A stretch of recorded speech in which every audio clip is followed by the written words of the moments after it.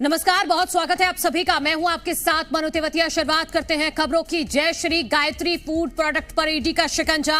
भोपाल स्थित मुख्य कार्यालय पर ईडी का छापा। भोपाल, सीहोर, मुरैना में ठिकानों पर एक साथ रेड। मनी लॉन्ड्रिंग के आशंका के चलते रेड की गई है। कई देशों में है गायत्री फूड का कारोबार। 6 महीने पहले भी ईओडब्ल्यू की कार्रवाई हुई थी। विदेशों में फर्जी तरीके से प्रोडक्ट की सप्लाई की जाती थी। मिल्क प्रोडक्ट्स में पशु चर्बी मिलाने के भी आरोप लगे थे। तो ये इस वक्त की बड़ी खबर अपने दर्शकों को बता रहे हैं। जयश्री गायत्री फूड प्रोडक्ट पर ईडी का शिकंजा कस गया है। भोपाल स्थित मुख्य कार्यालय पर ईडी का छापा पड़ा है। ईडी की टीम इस वक्त भोपाल, सीहोर और मुरैना में एक साथ मौजूद है और यहां पर अलग अलग ठिकानों पर रेड की जा रही है। दस्तावेजों को खंगाला जा रहा है।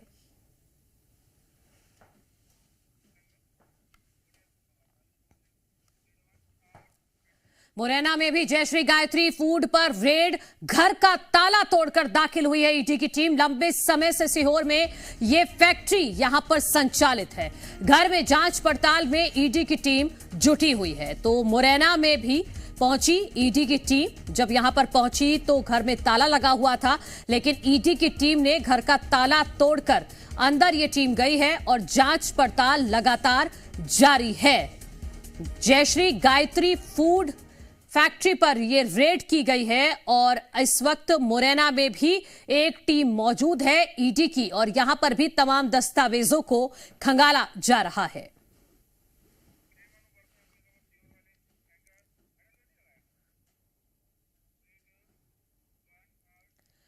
उधर सीहोर में भी Jayshree Gayatri food product factory में रेड पड़ी है। पिपलिया मीरा स्थित फैक्ट्री में ईडी की रेड पड़ी है। रेड में 12 से ज्यादा अधिकारी और कर्मचारी शामिल हैं। सीआरपीएफ की निगरानी में ईडी की ये छापेमारी सीहोर में भी चल रही है। मुरैना में, भोपाल में और सीहोर में तीनों जगहों पर एक साथ ईडी की टीम पहुंची है। जयश्री गायत्री फूड फैक्ट्री पर एक साथ रेड डाली गई है। ये सीहोर की तस्वीरें हैं। पिपलिया मीरा स्थित फैक्ट्री में ईडी की टीम इस वक्त मौजूद है। यहां 12 से ज्यादा अधिकारी और कर्मचारी मौजूद हैं। सीआरपीएफ की निगरानी में ये पूरी छापेमारी सीहोर में चल रही है। 3 अलग अलग तस्वीरें, राजधानी भोपाल, मुरैना, सीहोर, तीनों जगहों पर जयश्री गायत्री फैक्ट्री पर छापे एक साथ पड़े हैं। ईडी की टीम इस वक्त यहां पर मौजूद है और तीनों ही जगहों से ग्राउंड जीरो से हमारे सहयोगी जुड़ गए हैं। भोपाल से अनिल नागर, करतार सिंह मुरैना से हैं, दिनेश नागर हमारे साथ सीहोर से हैं। पहले अनिल, मैं आपके पास रुक करना चाहूंगी, क्या अपडेट है फिलहाल छापेमारी को लेकर?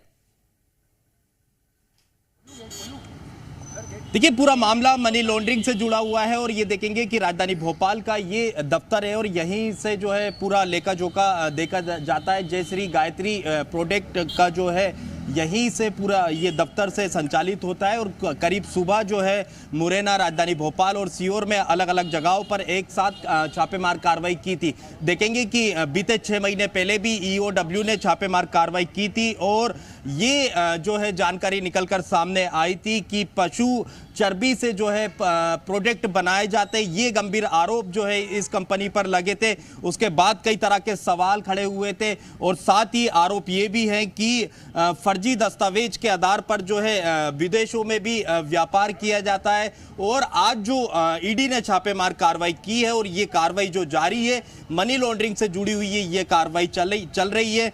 विदेशों में, कई अलग अलग देशों में इनका व्यापार चल रहा है और फर्जी दस्तावेज के आधार पर वहां पर जो है व्यापार किया जा रहा है। और ये देख सकते हैं आप, राजधानी भोपाल की ये तस्वीरें हैं। जयश्री गायत्री फूड प्रोडक्ट जो कि यहाँ से संचालित होता है और अलग अलग देशों में भी इनका व्यापार है। तो जो 6 महीने पहले ईओडब्ल्यू ने जब छापेमार कार्रवाई की थी, तब चौंकाने वाला एक खुलासा हुआ था कि पशु चर्बी से जो है, लेकिन चौंकाने वाली बात अनिल ये है कि जब 6 महीने पहले ईओडब्ल्यू की कार्रवाई यहां पर हुई थी, उसके बाद भी इसको संचालित किया जा रहा था। करतार हमारे सहयोगी मुरैना से जुड़े हुए हैं क्योंकि मुरैना में भी ईडी की टीम इस वक्त मौजूद है। आप ये विस्तार से बताइएगा करतार कि इस फूड प्रोडक्ट फैक्ट्री में कौन कौन सी चीजें हैं जो बनाई जाती हैं और सप्लाई की जाती हैं? देखिए, Jayshree Gayatri food product company है, इसका मुरैना से संचालन होता है। सबसे पहले शुरुआत मुरैना से होती है। मुरैना से शुरुआत होते होते वो सीहोर पहुंचता है, भोपाल पहुंचता है, बिहार पहुंचता है और विदेशों तक पहुंच जाता है। मनी लॉन्ड्रिंग से जुड़ा हुआ ये पूरा मामला है। जिस तरीके से ईओडब्ल्यू की कार्रवाई पहले हुई, अब आज ईडी की कार्रवाई की जा रही है। यहाँ अगर बात की जाए तो पहले इनका छोटा सा कारोबार था। पहले दूध का कारोबार करते थे, फिर ये पनीर के कारोबार में आए और सिंथेटिक पनीर बनाने का काम भी करते थे। उस पनीर में किसी प्रकार की दूध की 2 बूंद नहीं हुआ करती थी। सारा सिंथेटिक तरीके से उस पनीर को बनाते थे और उसको अंतरराज्यीय तरीके से वो बाहर व्यापार करते थे। बाहर बात की जाए तो मुरैना से ग्वालियर, इंदौर, भोपाल, जबलपुर, दिल्ली तक इसकी सप्लाई होती थी। धीरे धीरे कारोबार इनका बढ़ता चला गया और यहां से बाहर इनके हाथ पैर फैलाए इनने और बड़े कारोबारी हो गए। आज की तारीख में अगर बात की जाए तो इतने बड़े कारोबारी है कि विदेशों तक इनका कारोबार फैला हुआ है। जिसी के चलते पहले आईटी की छापेमार कार्रवाई होती है, फिर ईओडब्ल्यू छापा डालता है, फिर आज ईडी ने छापा डाला है। यहाँ जिस तरीके से मुरैना में छापा डाला यार, हम तस्वीरें दिखाना चाहेंगे। तस्वीरें दिखाइए। ये मुरैना का ये उसका निवास है, छोटा सा निवास है एक गली में, गणेशपुरा में, जहां पर ये कार्रवाई चल रही है। यहाँ से ही उनका इससे जो कारोबार है ये फला फूला बड़ा हुआ। सीआरपीएफ के जवान यहाँ तैनात है, क्योंकि यहाँ कोई था नहीं। सुबह ताला तोड़ा गया, फिर ताले वाले को बुलाया गया और ताले वाले ने इनके घर अंदर जाकर कई बक्से, करीब 12 से 14 बक्से थे, उनके ताले तोड़े गए। 2 अलमारियों के ताले तोड़े, कई बक्से, उनके ताले की चाबी बनाई गई। चाबी बनाने के बाद में ताले कारोबारी थे वो यहाँ से चले गए। तो उन जो ताले खोले गए उनके मुंह में खंगालने का काम, जांच पड़ताल है वो की जा रही है। तमाम दस्तावेज, तमाम अहम जानकारियां, तमाम अकूत संपत्ति के कागज यहाँ से मिलने की संभावना है। जिस तरीके से इनकी संपत्ति की बात की जाए जी, एक नाम सौरभ शर्मा का आता है, बाद में फिर अगर मोदी का नाम आता है कि मोदी भी इस तरीके से बड़े कारोबारी हैं। वो चूंकि नौकरी में थे, लेकिन इनका कारोबार इतना फैला फूला और इस तरीके से जांच एजेंसियां इनका शिकंजा लगातार कसता जा रहा है। पहले 6 महीने पहले कार्रवाई होती है, फिर आज ठीक है। मुरैना से शुरुआत हुई थी और फिर भोपाल और सीहोर तक भी पहुंचा। हमारे सहयोगी सीहोर में भी मौजूद है, क्योंकि वो इस वक्त वहां पर भी ईडी की टीम मौजूद है। दिनेश, आपके पास क्या अपडेट है इस पूरे छापेमार कार्रवाई को लेकर, ये भी बताइएगा। और ये फूड प्रोडक्ट फैक्ट्री किसकी है और उसको लेकर क्या अपडेट है कि इसका मालिक कहां है? बिल्कुल, मैं बता दूं कि देखिए, काफी दिनों से फूड फैक्ट्री संचालित हो रही थी। इस समय में उनके घर पे मौजूद है, पूना मकान था। यहाँ पे जो है सुबह से ही ईडी की रेड जारी है और ये देख सकते हैं सीआरपीएफ के जवान यहाँ पे तैनात है सुरक्षा के लिए। और सुबह जो है सूने मकान का ताला तोड़ा गया। इसके बाद में ईडी की टीम अंदर है और अंदर जो है जांच पड़ताल जारी है। इन पे कई आरोप लगे हैं। किसान आसपास की जहाँ फैक्ट्री संचालित, तो सीहोर से ग्राउंड जीरो से ये तस्वीर दिखा रहे हैं करतार, क्योंकि आप जानकारी दे रहे थे इस फूड प्रोडक्ट फैक्ट्री के मालिक के बारे में। उसके बारे में बताइएगा कि वो भोपाल, सीहोर, मुरैना कहां पर वो रहता है, उसका निवास स्थान कहां पर है और अभी कहां है? मुरैना होता था, मुरैना रहते थे। धीरे धीरे करके आगे आने जाने का काम इनका रहता है, लेकिन मुरैना से 1 साल पहले ही पूरा यहाँ से बाइंड अप करके घर का ताला डालकर यहाँ से चले गए। यहाँ के बाद सीहोर में इन्होंने कारोबार चालू किया, बिहार में कारोबार चालू किया, भोपाल में। आजकल ये सीहोर और भोपाल में इनका रहना होता है और इनका आना जाना बना रहता है, क्योंकि विदेशों में भी इनका कारोबार है। जिस तरीके से मनी लॉन्ड्रिंग से जुड़ा हुआ मामला देखा जा रहा है, किस तरीके से ये पैसे का लेन देन और पैसे का बड़ा कारोबार करते थे। तमाम बड़े जो नाम है, बड़े कहा जाए तो नेता भी इसमें शामिल हैं, जिनके संरक्षण में इनका कारोबार है। सिंथेटिक और नकली पनीर बनाने का कारोबार है, फल फूल रहा था। इससे धीरे से ये दूध के कारोबार से शुरू होकर इतने बड़े कारोबारी हो गए। आप समझ सकते हैं कि बहुत छोटा सा ये दूध का हलवाई का काम करते थे। एक कढ़ाई लगाते थे, उसमें 10 रुपए का डब्बू का दूध बेचा करते थे। उसके बाद में काम इनका बढ़ता चला गया, इतना बढ़ा कि लोग समझ ही नहीं पाए कि आखिर मोदी इतने बड़े कैसे हो गए, इतना बड़ा कारोबार इनका कैसे हो गया। इस फैमिली ने इतना ज्यादा पैसा, अकूत संपत्ति है वो अर्जित करी और धीरे धीरे करके विदेशों तक अपना नेटवर्क फैला दिया, जिसके चलते जांच एजेंसियों की निगाह पड़ी कि आखिरकार ये जो सिंथेटिक दूध है, पनीर बनाने का कारोबार, ठीक है करतार। और ईडी की छापेमारी इस वक्त चल रही है। लगभग 3 घंटे का वक्त बीत चुका है जब ईडी की टीम भोपाल, सीहोर और मुरैना में मौजूद है। इस बड़ी कार्रवाई से जुड़ी अपडेट आप तक पहुंचाते रहेंगे। फिलहाल आगे बढ़ते हैं। छत्तीसगढ़ में आईटी का बड़ा एक्शन, बड़े कारोबारियों के ठिकानों पर रेड, राइस मिलर्स और शोरूम से जुड़े कारोबारियों पर शिकंजा। रायपुर, बिलासपुर और दुर्ग, भिलाई समेत कई जगहों पर रेड पड़ी है। बड़े पैमाने पर टैक्स चोरी की आशंका है।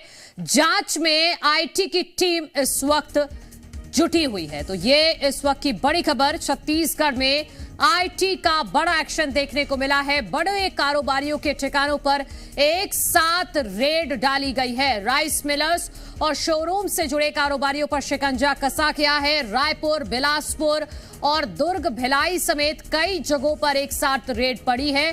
बड़े पैमाने पर टैक्स चोरी की आशंका है और यही वजह है कि आईटी की टीम यहां पर पहुंची है। 100 से ज्यादा अधिकारी इस पूरी रेड में शामिल है। छत्तीसगढ़ में आईटी की ये बड़ी कार्रवाई इस वक्त चल रही है। राजधानी रायपुर समेत दुर्ग, भिलाई, बिलासपुर में आईटी की टीम इस वक्त मौजूद है। बड़े कारोबारियों के ठिकानों पर पहुंची है आईटी की टीम और यहां पर छापेमार कार्रवाई की जा रही है। कई जगहों पे आईटी की दबिश पड़ी है। तड़के सुबह आईटी की टीम ने राजधानी रायपुर, बिलासपुर और दुर्ग भिलाई पे भी कई राइस मिलर्स और शोरूम से जुड़े हुए जो ऑनर्स हैं उनके ठिकानों पे आईटी की टीम पहुंची है। बड़े पैमाने पे सुबह सुबह आईटी की टीम एक साथ इन जिलों पे पहुंची और उनके घरों पे पहुंची हुई है। और ये जो हम तस्वीर दिखा रहे हैं ये राजधानी रायपुर के राजीव नगर की ये तस्वीर है। यहीं ये सत्यम बालाजी ग्रुप का ये मकान है और चूंकि सत्यम बालाजी ग्रुप एक बड़ा ग्रुप माना जाता है, काफ़ी बड़ा इनका राइस मिल है और करीब 1 दर्जन के आसपास इसके राइस मिल है और साथ साथ शोरूम भी है। आईटी की टीम को ये जानकारी लगी थी कि बड़े पैमाने पे इनकम टैक्स की चोरी की जा रही है। यही वजह है कि इनकम टैक्स चोरी की आशंका के तहत आईटी की टीम यहां पहुंची और लगातार दबिश की जो कार्रवाई है वो की जा रही है। यही वो गाड़ियां हैं जिन गाड़ियों पे आईटी की टीम पहुंची और कई बड़े अफसर भी आईटी के यहाँ मौजूद हैं और लगातार कई दस्तावेज, बैंक के डिटेल्स, बैंक के तमाम वो ट्रांजैक्शंस उन्हें खंगाला जा रहा है। फिलहाल अभी भी आईटी की टीम यहाँ जमी हुई है। अब जब आईटी की ये दबिश समाप्त हो पाएगी उसके बाद ही ये स्पष्ट हो पाएगा कि आखिर कितने बड़े पैमाने पे इनकम टैक्स की चोरी की गई है। कैमरा पर्सन नरेश नौरंग के साथ राजेश निषाद, जी मीडिया। हमारे सहयोगी राजेश निषाद इस वक्त रायपुर से जुड़ गए हैं। राजेश, कौन कौन से कारोबारियों के ठिकानों पर इस वक्त आईटी की टीम पहुंची हुई है और रेड जारी है? नाम बताइएगा अगर सामने आए हैं तो। बिल्कुल, देखिए सत्यम बालाजी ग्रुप ये काफ़ी बड़ा ग्रुप है। इनके ठिकानों पे आईटी की टीम पहुंची है और अभी भी कार्रवाई जारी है और ये उनके घर की ये तस्वीर है। यहाँ जो कुछ गाड़ियाँ खड़ी थी उन गाड़ियों को अब चूंकि आईटी के अफसर यहाँ से गाड़ियों को दूसरी जगह लेके गए और ये देख सकते हैं घर पे जो तमाम जो गाड़ियाँ हैं उन गाड़ियों की पूरी जो जानकारी है वो इनकम टैक्स से अफसरों के द्वारा लेते हुए लिए गए हैं। इसके साथ साथ देखिए खास बात ये है, रायपुर के अलावा राजीव नगर का स्थान है और साथ साथ जवाहर मार्केट, राठौर चौक स्थित उनके गोदाम पे और जो जानकारी आ रही है कि कमीशन एजेंट्स के ऑफिस और रिंग रोड स्थित जो जगुआर शोरूम है वहां पे भी आईटी की टीम पहुंची हुई है। देखिए माना ये जा रहा है ग्रुप से जुड़े कई कमीशन एजेंट्स हैं उनके भी ठिकानों पे ये रेड पड़ी है और ख़ास बात ये है करीब 3 घंटे से अधिक का वक्त बीत चुका है, अभी भी आईटी के अफसर यहाँ मौजूद हैं और ये सामने ये जो तस्वीर देख रहे हैं ये जो गाड़ी दिखाई दे रही है इनकम टैक्स के अफसर अभी कुछ देर पहले बाहर निकले। बाहर निकलने के बाद ये गाड़ी के नंबर नोट किए हैं, कौन सी गाड़ी है उसकी भी डिटेल्स लिए गए हैं और उसके बाद फिर से आईटी के अफसर अंदर चले गए। यानी ये माना जा रहा है इस ग्रुप से जुड़े हुए जितने कारोबारी हैं, इसके साथ साथ जितने इनके कंपनी पे काम करने वाले जो वर्कर्स हैं जो बेहद ज़्यादा करीबी हैं उनके भी ठिकानों पे आईटी की टीम पहुंची हुई है और बड़े पैमाने पे ये माना जा रहा है कि इनकम टैक्स की चोरी हो सकती है। फिलहाल अभी भी दस्तावेज खंगाले जा रहे हैं, बैंक के तमाम जो डिटेल्स हैं, ट्रांजैक्शंस वो जांच पड़ताल की जा रही है। कितने जमीन है, जो बिलासपुर में और दुर्ग भिलाई में भी आईटी की टीम पहुंची है, क्या इसी ग्रुप के कर्मचारी या नजदीकी लोग हैं जहां पर रेड पड़ी है बिलासपुर में और दुर्ग भिलाई में, या वो दूसरे कारोबारी हैं कोई? अब बिल्कुल देखिए दुर्ग भिलाई में भी जो दबिश पड़ी है वो ये माना जा रहा है, जो खबर आ रही है कि इन्हीं ग्रुप से जुड़े हुए जो कारोबारी हैं उनके ठिकानों पे दबिश दी गई है। और इसके साथ साथ एक जानकारी और ये भी आ रही है कि गरियाबंद जिले के राजिम में भी आईटी की टीम पहुंची है और वहां पे भी दबिश की कार्रवाई हो रही है और माना ये जा रहा है कि जिस जगहों पे आईटी की टीम की ये दबिश हुई है वो इसी ग्रुप से जुड़े हुए जो लोग हैं, जो कारोबारी हैं, जो इनके करीबी हैं, उनके ठिकानों पे ये आईटी की टीम है। फिलहाल अभी भी जांच पड़ताल की जा रही है। जांच पड़ताल होने के बाद स्पष्ट जानकारी आईटी के द्वारा जारी की जाएगी, जानकारी साझा की जाएगी कि आखिर कितने बड़े पैमाने पे क्या-क्या चीजें बरामद की गई है और कितना टैक्स चोरी हुआ है। जी ठीक है राजेश, हाँ एक और जानकारी मैं आपसे चाहूंगी क्योंकि बिलासपुर में भी रेड पड़ी है, वहां से हमारे सहयोगी शैलेंद्र सिंह जुड़ेंगे, लेकिन उससे पहले राजेश आप ये बताइएगा कि कितनी देर हो चुकी है आईटी की टीम को अंदर गए हुए और क्या वहां घर के सदस्य भी मौजूद हैं? बिल्कुल, घर के तमाम सदस्य यहाँ मौजूद हैं। इस ग्रुप से जुड़े हुए जो इनके बेटे हैं वो अभी कुछ देर पहले बाहर निकले थे, हमने कोशिश की उनसे बात करने की और उसके बाद वो अंदर चले गए। देखिए काफ़ी बड़ा मकान है, ये राजीव नगर का इलाका है और राजीव नगर इलाके पे सबसे बड़ा मकान इन्हीं का है। फिलहाल अभी भी आईटी की टीम अंदर पहुंची हुई है। बिलासपुर में जो जानकारी आ रही है वो भी यही आ रही है कि इन्हीं ग्रुप से जुड़े हुए या इनके बेहद करीबी शख्स जो वहाँ रहते हैं उनके ठिकानों पे भी आईटी की टीम पहुंची है। फिलहाल लगातार जो कार्रवाई है आईटी के द्वारा वो की जा रही है। अब चूंकि इस छापे के बाद जब छापा समाप्त हो जाएगा, जो जांच पड़ताल पूरी हो जाएगी, उसके बाद आईटी के अफसरों के द्वारा तमाम जो विस्तृत जानकारी है वो साझा की जाएगी। ये देख सकते हैं चूंकि तमाम जो अफसर्स हैं वो बाहर भी निकल रहे हैं, कुछ जो कारोबारी के जो करीबी हैं वो भी अंदर अभी भी मौजूद हैं और ये माना जा रहा है कि अभी भी यहाँ पे बड़े पैमाने पे आईटी के अफसर मौजूद हैं। सामने वो जो गाड़ियाँ दिखाई दे रही है उन तमाम गाड़ियों पे ही आईटी के अफसर यहाँ पहुँचे थे और माना ये जा रहा है कि बड़े पैमाने पे करीब 100 से अधिक आईटी के जो अफसर हैं, जो कर्मचारी हैं, उनके द्वारा प्रदेश के कई जगहों पे एक साथ तड़के सुबह से दबिश दी गई है और वो दबिश अभी भी जारी है। जी शुक्रिया आपका तमाम जानकारी के लिए और आगे भी इससे जुड़ा हुआ अपडेट आपसे हम लेते रहेंगे। फिलहाल ये बड़ी खबर एक बार फिर से अपने दर्शकों को बता दें कि यहां पर छत्तीसगढ़ में अलग अलग ठिकानों पर आईटी की टीम इस वक्त मौजूद है और बड़े कारोबारियों के ठिकानों पर इस वक्त छापेमार कार्रवाई चल रही है। उज्जैन में नशा तस्करी पर पुलिस की कार्रवाई, 1 महीने में 1 करोड़ के मादक पदार्थ जब्त, एमडी ड्रग्स, गांजा, डोडा चूरा जैसे पदार्थ जब्त किए गए हैं। मादक पदार्थ के साथ 12 तस्कर भी गिरफ्तार किए गए हैं। राजस्थान से एमपी लाए गए थे मादक पदार्थ। तो ये बड़ी जानकारी उज्जैन से, जहां नशा तस्करों पर पुलिस ने कार्रवाई की है। 1 महीने में 1 करोड़ के मादक पदार्थ जब्त किए गए हैं। एमडी ड्रग्स, गांजा, डोडा चूरा जैसे पदार्थ जब्त किए गए हैं। मादक पदार्थ के साथ 12 तस्करों को भी गिरफ्तार किया गया है। राजस्थान से मध्य प्रदेश लाए गए थे ये मादक पदार्थ, जिनको पुलिस ने जब्त कर लिया है। जो ड्रग डीलर्स हैं उन सभी के खिलाफ कार्रवाई करने का उनको सूचीबद्ध भी किया गया और उनकी लगातार वो जेल निरुद्ध रहे, इसके लिए मॉनिटरिंग की जा रही है। अब जो स्मॉल टाइम पेडलर्स हैं जिनके माध्यम से छोटी छोटी पुड़ियाओं के माध्यम से इसको बेचने का काम करने का लोग प्रयास करते हैं और इनको प्रोक्योर करने के लिए चाहे राजस्थान में झालावाड़ हो या मंदसौर के रास्ते हो, इस तरह के जो भी सप्लायर्स हैं उन सबके विरुद्ध भी हम लगातार कार्रवाई कर रहे हैं। अंतर्राष्ट्रीय मार्केट में करीब 1 करोड़ के आसपास होगी। जो चलिए आगे बढ़ते हैं। महाकुंभ में आधी रात को ऐसा क्या हुआ कि श्रद्धालुओं के बीच भगदड़ मच गई।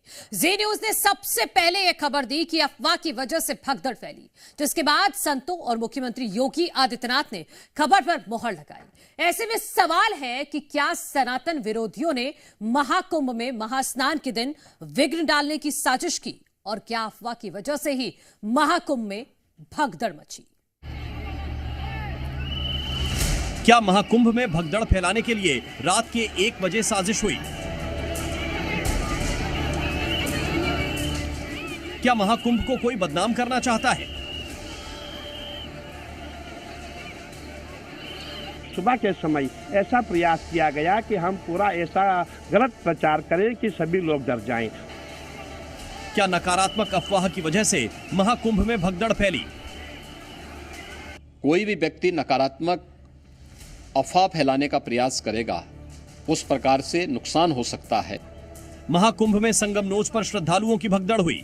क्या आधी रात को हुई साजिश महाकुंभ को बदनाम करने का कुचक्र रचा गया? जी न्यूज ने सबसे पहले साजिश वाले एंगल पर आपको खबर दिखाई, जिस पर संतों के साथ मुख्यमंत्री योगी आदित्यनाथ ने भी मुहर लगाई। कोई किसी अफवाह पे ध्यान न दे। कोई भी व्यक्ति नकारात्मक अफवाह फैलाने का प्रयास करेगा, उस प्रकार से नुकसान हो सकता है। महाकुंभ में मौनी अमावस्या पर 10 करोड़ से ज्यादा लोग स्नान करने पहुंचने वाले हैं। ऐसे में भव्य और दिव्य कुंभ में क्या ये भगदड़ सनातन विरोधी ताकतों की साजिश तो नहीं?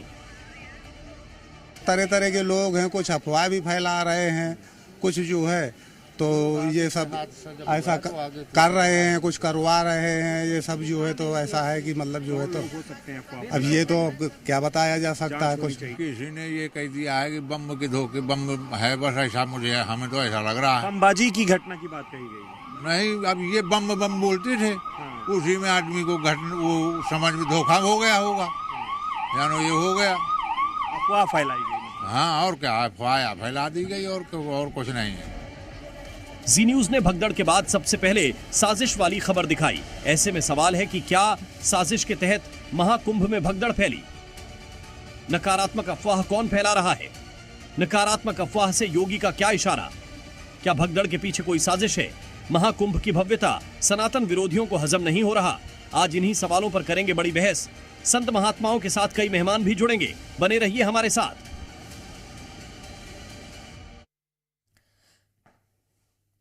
चलिए आगे बढ़ते हैं। प्रधानमंत्री मोदी ने महाकुंभ में भगदड़ पर दुख जताया है। प्रयागराज महाकुंभ में हुआ हादसा अत्यंत दुखद है। श्रद्धालुओं ने अपने परिजनों को खोया। परिजनों के प्रति मेरी गहरी संवेदनाएं हैं। सभी घायलों के शीघ्र स्वस्थ होने की कामना करता हूं। पीड़ितों की हर संभव मदद में प्रशासन जुटा हुआ है। मुख्यमंत्री योगी जी से बातचीत की, लगातार राज्य सरकार के संपर्क में हूं। ये प्रधानमंत्री नरेंद्र मोदी का ट्वीट भी हम आपको टीवी स्क्रीन पर दिखा रहे हैं, जिसके जरिए उन्होंने कहा है कि महाकुंभ प्रयागराज में जो भी कुछ हुआ वो हादसा बेहद ही दुखद है। इसमें जिन श्रद्धालुओं ने अपने परिजनों को खोया है उनके प्रति मेरी गहरी संवेदना है। इसके साथ ही सभी घायलों के शीघ्र स्वस्थ होने की कामना करता हूं। स्थानीय प्रशासन पीड़ितों को हर संभव देने में जुटा हुआ है और इस सिलसिले में मैंने मुख्यमंत्री योगी जी से भी बातचीत की है और लगातार राज्य सरकार के संपर्क में हूं। तो अब चूंकि भीड़ नियंत्रण में है तो हम लोगों ने अपने जो तैयारी हैं वो पूरी कर ली है। अखाड़ा मार्ग हमारा रेडी है, अखाड़ा घाट हमारा रेडी है और पूरा एरिया सैनिटाइज्ड है। तो हम लोगों ने अखाड़ों को ये बात पहुंचा दी है। अभी कुछ देर में जो है वो स्नान के लिए आएंगे। सूचना आई है कि वो आ रहे हैं स्नान करने। अब स्नान होना चाहिए, हम लोगों को उम्मीद है। हम लोगों ने पूरी अपनी तैयारी की सूचना उन्हें दे दी है, तो स्नान होना चाहिए। तो तरह तरह के लोग हैं, कुछ अफवाह भी फैला रहे हैं, कुछ जो है तो ये सब ऐसा कर रहे हैं, कुछ करवा रहे हैं, ये सब जो है तो ऐसा है कि मतलब जो है तो अब ये तो क्या बताया जा सकता है। कुछ नहीं कह सकते हम। गहनता से जांच तो होनी चाहिए। बिल्कुल होना चाहिए भाई। वो तो ऐसा है कि मेला में जब ऐसा घटना हो रहा है, इतनी अपना सुरक्षा व्यवस्था भी लगी हुई है, उसमें भी कमी नहीं है कोई, फिर भी ऐसा हो रहा है, तब इसको तो कुछ समझ में भी बात ना कि किसी ने ये कह दिया है कि बम के धोखे बम है, बस ऐसा मुझे हमें तो ऐसा लग रहा है। बमबाजी की घटना की बात कही गई। नहीं, अब ये बम बम बोलते थे, उसी में आदमी को वो समझ में धोखा हो गया होगा, जानो ये हो गया, अफवाह फैलाई गई। हाँ, और क्या अफवाह फैला दी गई और कुछ नहीं है।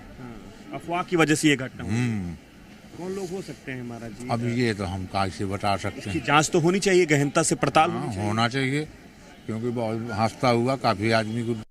कुंभ मेले का बहुत बड़ा हादसा है जो कि किसी साजिश के तौर पे किया गया, जो कि अफवाह फैलाई गई कि यहाँ बम है, इस तरीके से बोल के लोगों में भगदड़ मच गई और ये हादसा हो गया। क्या मांग करते हैं? और इसकी अच्छी से जांच होनी चाहिए और जांच करके पता लगाना चाहिए कि किसने ये अफवाह फैलाई। तो अब से कुछ देर बाद अमृत स्नान शुरू हो जाएगा, लेकिन उससे पहले ये जो कुछ लाइव तस्वीरें आ रही हैं महाकुंभ क्षेत्र से, वो जी मध्य प्रदेश छत्तीसगढ़ आपको दिखा रहा है कि यहाँ पर एक कॉरिडोर बाकायदा तैयार कर लिया गया है सभी साधु संतों के लिए। अब से कुछ देर बाद अमृत स्नान की शुरुआत हो जाएगी और एक एक करके सभी अखाड़े के महामंडलेश्वर, पदाधिकारी, साधु संत, नागा बाबा सभी आएंगे। यहाँ पर श्रद्धालु सभी यहाँ पर स्नान करने के लिए आएंगे और इसी बीच वो तस्वीरें भी हम आपको दिखा रहे हैं कि किस तरह से अब हवाई निगरानी भी रखी जा रही है, हवाई सर्वेक्षण भी किया जा रहा है, ऊपर से नजर रखी जा रही है कि जहां पर ज्यादा लोग इकट्ठा अगर हो रहे हैं तो तुरंत जो जमीन पर तैनात सुरक्षा बल हैं उनको इन्फॉर्म किया जा रहा है और वहां पर स्थिति को सामान्य तरीके से करने की कोशिश की जा रही है और अभी भी लगातार यही अपील लोगों से की जा रही है। वहां जो पूरा क्षेत्र है, महाकुंभ क्षेत्र, वहां पर भी लगातार ये अनाउंसमेंट किया जा रहा है कि आप संगम नोज पर ज्यादा लोग इकट्ठा ना हो, आपको स्नान करना है तो और भी बहुत सारे अस्थायी घाट पूरे महाकुंभ क्षेत्र में बनाए गए हैं, वहां पर जाकर भी आप स्नान कर सकते हैं। और जी मीडिया भी आपसे अपील करता है कि किसी भी तरह की किसी भी अफवाह पर ध्यान ना दें। इसी के साथ इस बुलेटिन में इतना ही। खबरों का सिलसिला लगातार जारी है।